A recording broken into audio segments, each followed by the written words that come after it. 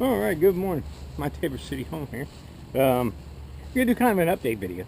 For some reason, I was on YouTube on the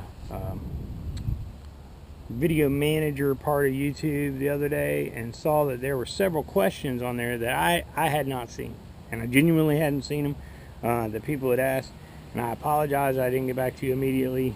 I didn't see them. So this is kind of a update on where we are with some of these plants, and hopefully this will spur you guys on to take a risk, take a jump, do something. So one of the questions was about the holly that I cut. I cut that thing back to bare bones. It has definitely come back with a vigor.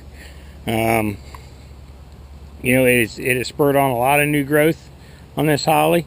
I'm glad to see it. I still need to trim it up a little bit. This thing here is a mess. This gardenia is just growing like a weed. All I did was give it some 10-10-10 fertilizer, and that thing has taken off like gangbusters. And this is the other holly that we trimmed, and my wife wanted to put some lantana below it this year, so we did, and you can see how that is. This lantana is coming up everywhere. It's coming up through the boxwoods.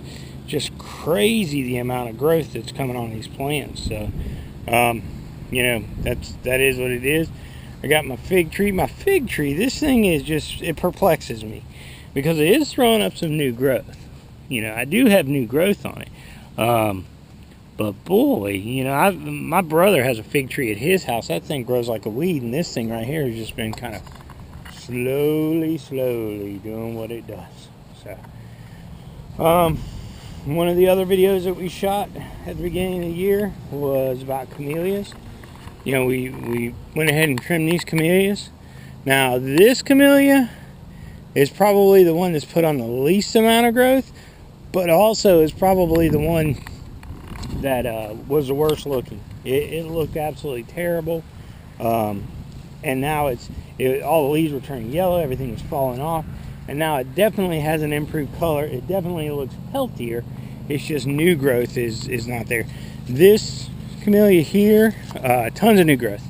If you look back in here, we trimmed here, all of this stuff, all right here, all this is new growth.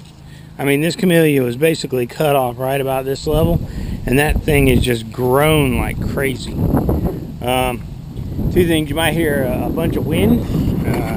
We got a tropical system coming in here this evening, somewhere around 6-ish.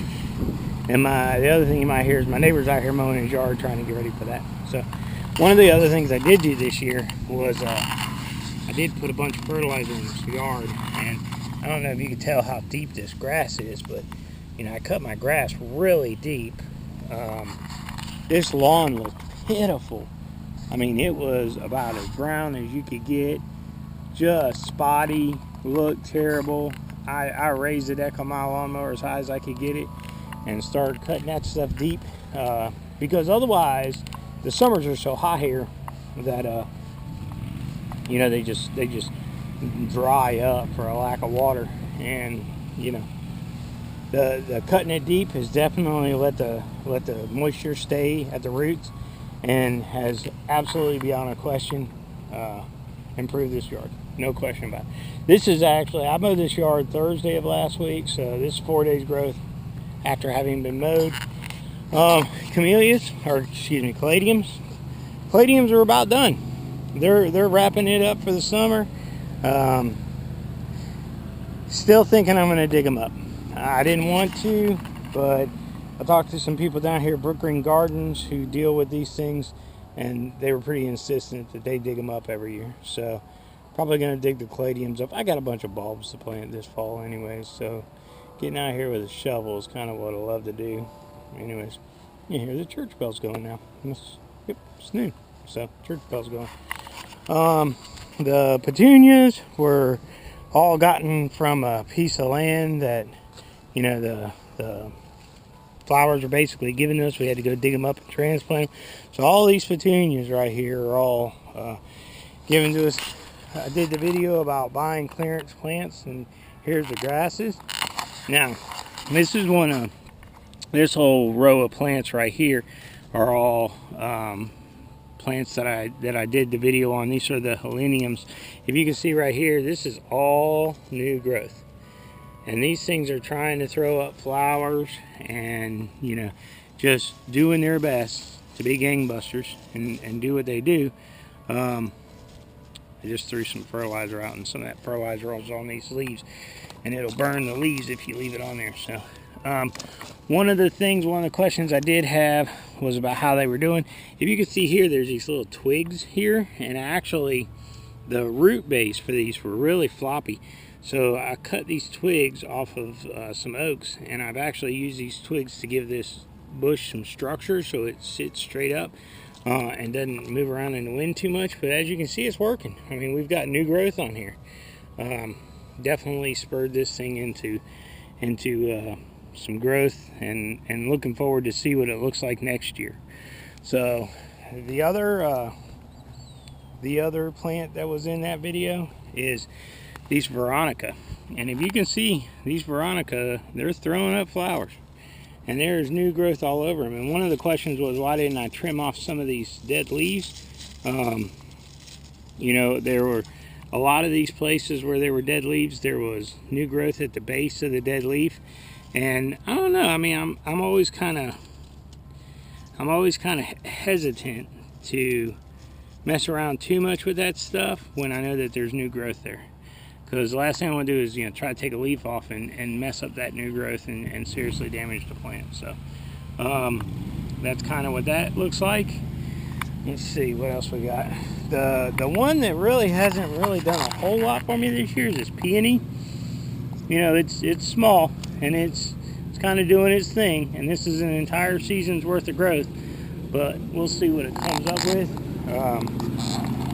Let's see here, mums. So these two mums right here were little tiny things, about as big as your hand, and I put them out here. And by all means, these ones right here, I'll give you a comparison. These mums right here were actually smaller last year when we got them than this mum is right here. And the only thing I can attribute for the fact that this mum is doing as poorly as it has is it's in here into the shade of a dogwood and this oak tree. So, you know, I'm thinking that these mums absolutely love the summer sun. The hotter the better. You know, that's what they want, so that's what we'll give them. This is one of the orphan plants that I just don't know what to think about it. It looked terrible, then it looked great, and now it's going back to being kind of terrible. I always keep these little labels in the ground right here next to it. This is Sea Breeze Fleabane. And I think I paid 25 cents for this thing. And if you can see, I mean, it's doing its best. She's a pretty girl. She's trying to put a flower right there. But I just don't know. I mean, like I said, it looked great, or it looked terrible. Then it got big and bushy, deep green, looked great, threw up a flower, and now it's starting to get this. So, I don't know. I'm kind of at a loss for what the deal with that is.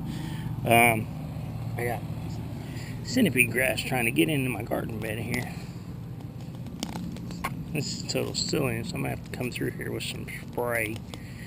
And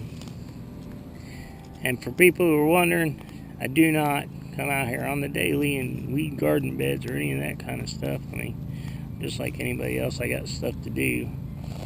But I do come out here and pull weeds on occasion. Have loved these dinner plate dahlias. These things are huge. They have really given it their best. I wouldn't say they're the best dahlia I have though, because this little lady right here is a showstopper. She had just put out flower after flower after flower. So Liatris, what they call gay feather, has done a tremendous job this year. These Rebecca, these are, from what I've been told, these are yellow daisies. I haven't seen these yet. My neighbor who gave them to me told me they bloom in the fall. These are Rebecca's that I ordered the seeds, and they came in and I planted them, and then I didn't think they were going to grow, and then all of a sudden a couple of them came up. Matter of fact, the first couple that came up, I thought they were weeds. I pulled them. And then I said, you know, maybe it's not a weed, and left them in there. These are actually 2 pumpkins that we planted, kind of hoping to see what happens with those for the fall. Let's see here.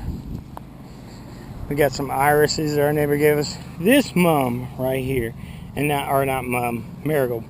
You can see the center of this thing is starting to kind of die out, but it got huge. This thing right here was as big around as anybody's business. And I mean, you want to talk about a huge old plant? This thing right here was a huge old plant, no doubt about it. And it started out about the size of your thumb. All this vine that's in here, this is all potato vine. It's all sweet potatoes. And the reason for that is Tabor City. Sweet potatoes is a thing in Tabor City. They have a yam festival at the end of the year, and you know, they enjoy that. The 2 other plants, hope that my neighbor's lawnmower isn't too loud. So the 2 other plants that I'll show you that are rescued, well, I'll actually show you 3. Knockout roses, those were half price. Planted them in the ground. They were root bound was the problem. Russian sage, I think it's denim and lace. You see the bumblebee on there having him the time of it. Planted those. They were root bound as well. Another knockout rose. Now these pitiful looking things right here are some of those echinacea, the cone flowers that are all the different colors, and they are literally just terrible. They just look terrible. I don't know what's gonna be the ultimate outcome with them. You know, a bunch of it's dried up, looks spotty, looks terrible. I mean, if you can see even the green leaves are coming off of them. I don't know. I mean, there's some good healthy looking growth down here, but I just don't know. And again, here's another Russian sage, enjoying where it's at. And then last but not least, we have these little babies right here. I actually had cut this thing all the way down to here. This is some new flower on here. This is called obedient plant. The obedient plants were 25 cents. The Russian sage were 25 cents. I think I paid $10 for the knockout roses. Take a chance on yourself. See what you get. The camellias that we trimmed up this spring, they are just flushing with new growth over here on this side. But over here they get full sun. And some of these branches, this lichen on them, I had thought these branches were dead. And some of these branches have just thrown out so much new growth. And so got really aggressive on the trimming of them, and it's paying off.